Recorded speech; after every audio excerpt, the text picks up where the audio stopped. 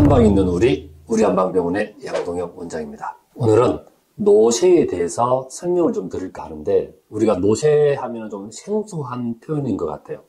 보통 이제 우리가 나이가 들면은 이제 노화가 진행이 되잖아, 그죠? 정상적으로 내가 나이가 들면서 신체적이나 아니면은 기능이라든지 우리 몸의 어떤 구조가 자연스럽게 쇠퇴하는 현상을 노화 현상이다, 이렇게 표현을 하는데, 노쇠라고 표현할 때는 자연스럽지가 못하고 이제 좀 병리적으로 좀 나타나는 여러 증상들을 노쇠 증후군이라고 표현하게 되는데, 쉽게 설명을 일단 먼저 하자면, 요양원이라든지 요양병원에 가서 보면 요 어르신들 같은 경우는 보통 침대에 누워서 많이 생활을 하시게 되고, 주변에 어떤 사회복지사라든지 아니면 의료 서비스를 받아야 생활을 유지하는 어르신들이 계십니다. 이렇게 침상에 생활하시는 어르신들하고, 그리고 건강하게 일상생활을 하시는 어르신들하고 그 중간 단계에 계신 분들을 노쇠 증후군을 겪고 있는 이제 노인이라고 생각하시면 됩니다. 노쇠의 사전적 의미도 늙어서 쇠약하고 기운이 별로 없는 상태를 노쇠라고 이제 사전적으로도 말을 하고 있고, 과거에는 그렇게 우리나라에도 관심이 없었고, 최근까지도 우리나라에서는 노쇠에 대해서 그렇게 다루지를 않는 분야였어요. 경제적으로 좀 더 생활이 좀 안정된 국가에서 먼저 노쇠에 대해서 연구를 하기 시작했죠. 왜냐하면 건강하게 나이가 들어서 편안하게 좀 삶을 마감하시는 분들이 계신 반면에, 노인의 삶 자체가 5년, 10년을 계속 병원 생활을 하면서 이제 노인의 삶을 마감하시는 분들도 계시고, 그러다 보니까 여기에 대해서 이제 쭉 연구를 하게 된 거예요. 어떻게 하면은 좀 더 건강하게 삶을 마무리를 할 수 있을까? 여기에 대해서 세계적으로 좀 유명한 교수님 계십니다. 콜롬비아 대학의 린다 프리더 교수님이라고, 노쇠의 증상은 어떤 것이냐 하면은, 내가 그냥 정상적인 생활을 하는데 1년 사이에 체중이 전혀 의도하지 않은데 체중이 빠졌다, 갑자기. 또 한 가지 증상은 스스로 보고한 소진, 이렇게 표현을 하고 있거든요. 내가 스스로 너무 기진맥진했다는 말씀이죠. 또 하나는 이제 근력이 약화됐을 때, 그리고 보행 속도가 이제 현저하게 떨어질 때, 그리고 저조한 신체 활동.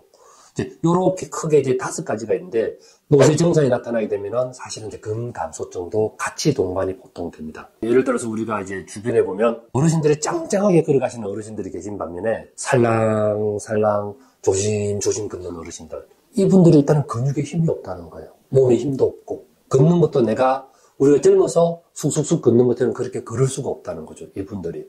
노쇠 자체가 기능이 많이 떨어지고, 그리고 조기 사망과 밀접하게 관련이 있습니다. 쉽게 말하면 우리가 이런 말 들어봤죠. 나이가 들면 어르신들이 감기가 걸려서 그 감기가 안 나아서 폐렴이 되어서 폐렴으로 돌아가셨다.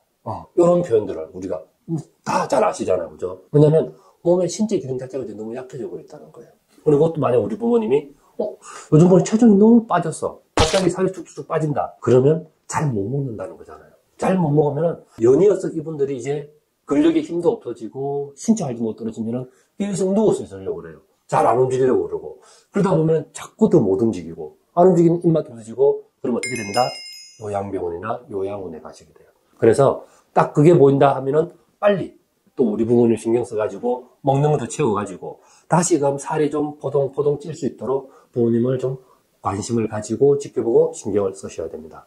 노쇠 단계에 있는 노인분들이 좀 신경 쓰셔야 될 게, 관리가 잘 되고 있던 만성질환에 대해서도 재평가가 필요하다는 표현을 하더라고요. 이제 우리가 막 어깨가 아프고 허리가 아프고 하다 보면 여기저기 이제 약을 많이 먹게 되잖아요, 그죠? 어르신들은 약이 좀 한 주먹 있는 분들도 계세요. 경희대 노인내과 전문의 선생님이 하시는 말씀이, 이렇게 관리를 잘 하고 있더라도 노인이 되고 노쇠 단계에 접어들었을 때는 신체 상태가 변했기 때문에 그 약의 효과들도, 몸에서 그 약을 받아들이는 반응도 달라지기 때문에 전체 약을 한 번은 싹 바꿔야 될 필요가 있다고 표현을 하더라고요. 복용할 약과 빼야 될 약들, 그리고 용량 조절해야 될 것들, 이게 필요하다 하는데, 이렇게 노쇠의 증상들이 나타났을 때 한의사라면 다 알고 있는 인삼 양념탕이라고 있습니다. 일본에서는 이제 정부 차원에서 연구를 하면서 뭐가 있었냐면, 인삼 양념탕에 대해서 복용했을 때 어떤 영향을 미치는지, 예를 들어서 보면은 인삼 양념탕에 들어가는 한약재들이 보면 이렇게 돼 있어요. 골수 유래 중간엽 줄기세포의 성장과 분할을 촉진한다.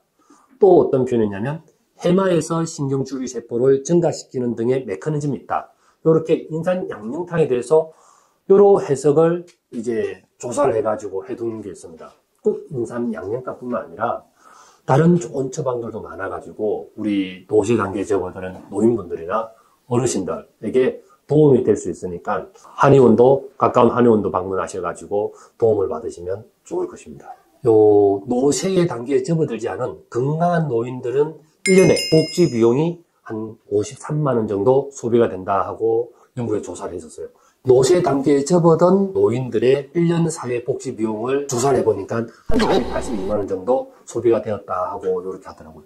거의 한 9배 정도 차이가 나죠. 1년에 아마 3천만 원 이상의 비용이 이 환자분들에게는 계속 사회적 비용이 들게 됩니다. 이렇게 어마어마한 사회적 비용이 들다 보니까 저희 정부에서도 한번 조사를 좀 해봐야겠다. 경희대병원에 정책 자금을 이제 지원해가지고 조사를 해봤어요. 50대가 되면은 노쇠 단계에 접어든 분들이 한 6%, 그리고 60대가 되면 12%, 70대가 되면 18%, 80대가 되면 이제 28%, 거의 30% 가까이 돼요.